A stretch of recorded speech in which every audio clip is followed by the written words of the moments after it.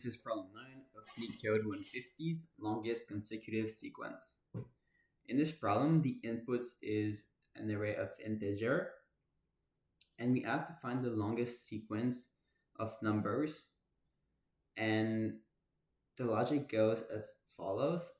Let's take this first arrays of integers. You have 1, 2, 3, 4, 5, and 6.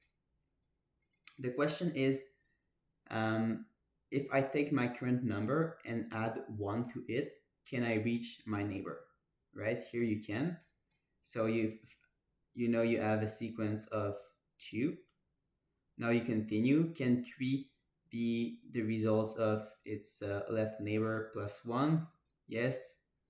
4 is also 3 plus 1. 5 is 4 plus 1. So here you can see that you have a sequence of 6 numbers. Let's take the example below. You have 1, 3, 5, 7, and 9. I'll let you guess what the longest consecutive sequence is here. It is 1. It is 1 because a number itself is considered a sequence of 1. And to have a sequence of 2, you will need 2 numbers that has only 1 as difference. But in this case, every numbers are separated by 2, so the longest sequence is 1. In the array below, the answer is a bit less obvious because the array doesn't come sorted. But let's say that we sort it just to make it clear. You can see that 7, 8, and 9 are consecutive. They only have 1 numbers between each of them.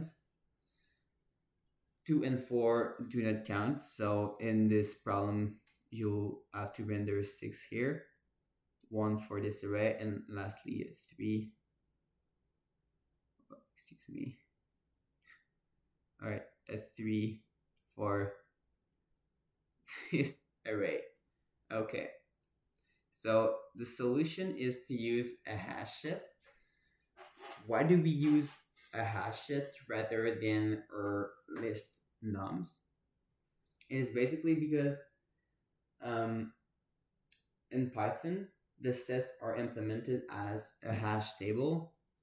So if we want to check value x in the set, it will take an average time of big O of 1 to find it, where iterating over each nums within our list nums will take an average time of big O of n. So it is more efficient to use a hash set. So we can write it as follow. So set num.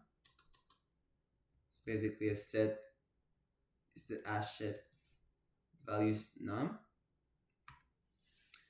And we want to keep track of the longest sequence, which is going to be initiated as a 0. So the sequence is a 0.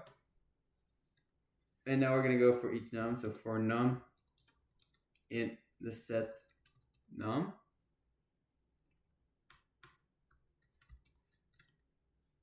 and we want to see if basically the value that has 1 less than its own value is in the set.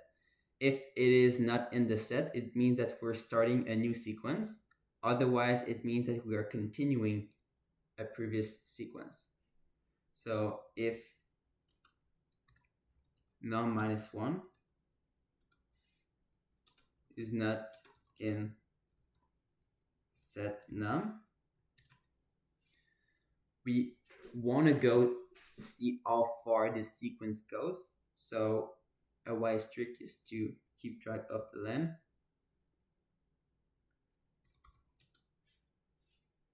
We are going to start it as 1.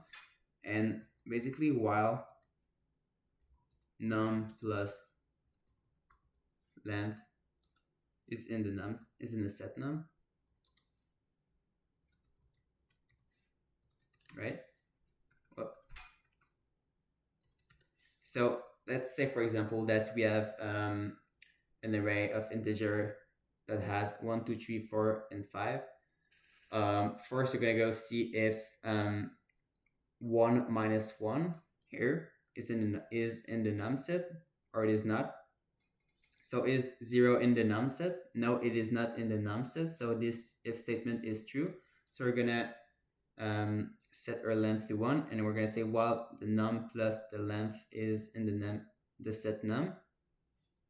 So for the first round, we're gonna have our num, which is 1 plus the length, which is 1, 2. So we're gonna check if 2 is in the num set. If it is, we're gonna increment the length by 1.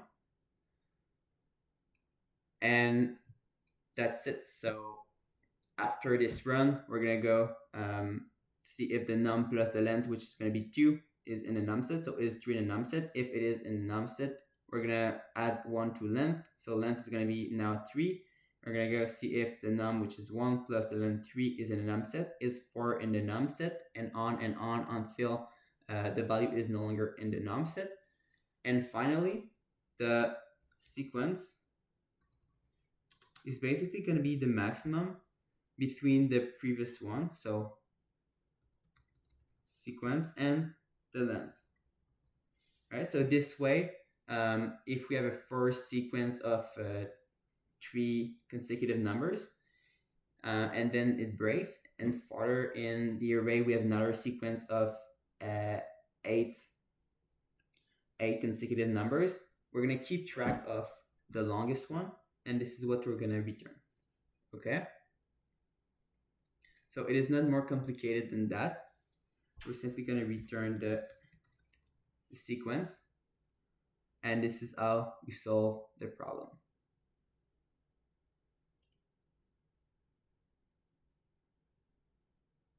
All right,